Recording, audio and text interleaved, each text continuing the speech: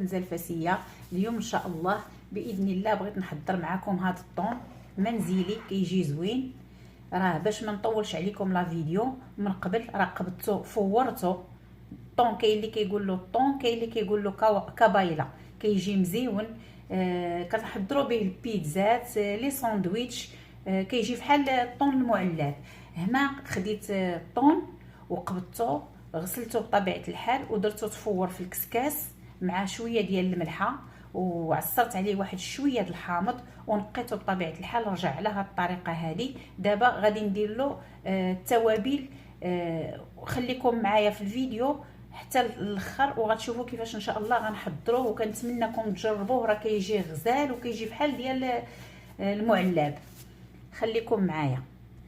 هانتوما كما كتشوفوا بطبيعه الحال انا عصرت هنا واحد شويه ديال الحامض، غير شويه غنديرو من الفوق على حسب القياس اللي عندكم ديال الطون.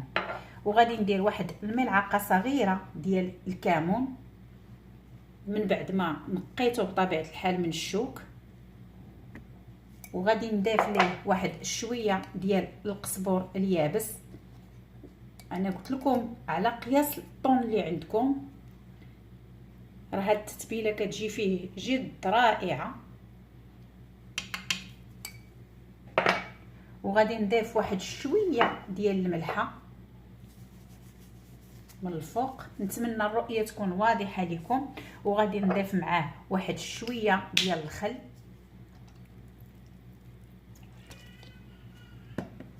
وغادي نضيف له زيت الزيتون،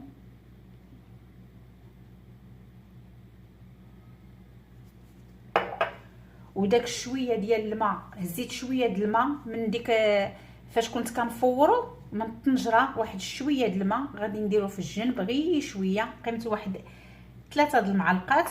وغادي نقبط هذا الشيء كامل وغادي نديرو فوق النار مهيله غير يغلي ويعاود، ونوريكم شنو غندير.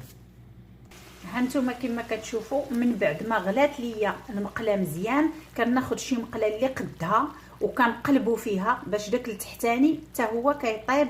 علاش؟ باش داك الطون اللي منقيين من الشوك وديك الشيء يبقى هكا صحيح، ما يتفرتتش لينا بحال هاد الطريقه. كنتمنىكم تفهموني. غناخذ هاد المقله اللي قدها وغادي نقلبوا باش داك التوابل اللي طابوا من التحت يطيبوا عاود من الفوق، وفي نفس الوقت ما كنحركوا حتى شي لا معلقه لا حتى شي حاجه. بهذه الطريقه خليكم معايا. انا غادي نقلبوا. هانتوما كما كتشوفوا انا قلبته باش ما غنحركو ما حتى حاجه، وغادي نكملو يطيب غير واحد شويه صافي وكيوجد لينا. هانتوما نتمنى الرؤيه تكون واضحه لكم.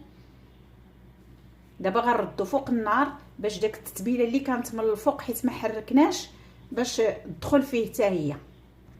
هانتوما كما تتشوفوا ها هو وجد لينا. هذا اللي ما كنخبعوش مده طويله، هذا يمكن له يدوز لك حتى الاسبوع في الثلاجه. صافي من بعد ما وجد لينا هكذا راه كيبقى صحيح. وضفت معاه بطبيعه الحال ورقه ديال سيدنا موسى. دابا غادي نخليه هي تراجع شي شويه، وغناخذ عليبات من الاحسن يكونوا ديال الزاج بالغطايه، وغادي نضيفوا داك الطونه فيهم، وغادي نضيفوا فوق منها زيت الزيتون. صدقوني راه كيجي احسن من هذاك ديال الزنقه المعلب. هذا يمكن لكم تحضروا به البيتزا، لي ساندويتش، واللي تيبغي الحار يضيف له الحار حيت حتى الحار تيجي غزال فيه، او مزيودات صغار، وتيجي بداك النكهه فنه د القزبور اليابس. ها حنا دابا غادي نديروه في العليبات.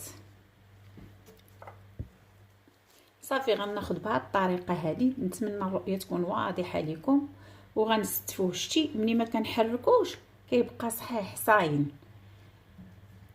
صافي ملي كنبغيو تنجبدو عليبه 2 3 يمكن له يشد حتى الاسبوع يصبر لك.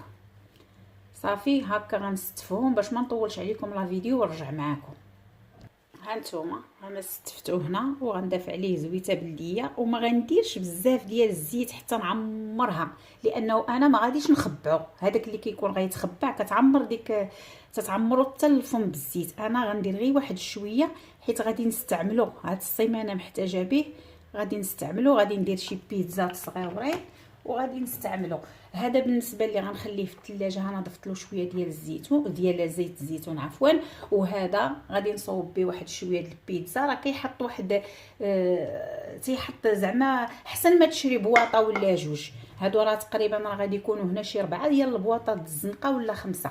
كنتمنى هاد لا فيديو تعجبكم وتروقكم، وتنتمنىكم توجدوه في البيوت ديالكم. كيجي ساهل وصحي وطري. وما تبخلوش عليا باللايكات ديالكم وما تبخلوش عليا بالبارطاج. وتنتمنى هاد لا فيديو يلقاكم بصحه جيده. وتنشكر اي واحد يتابونا عندي وكيشجعني. وخليتكم على خير والله يعاون. مع السلامه.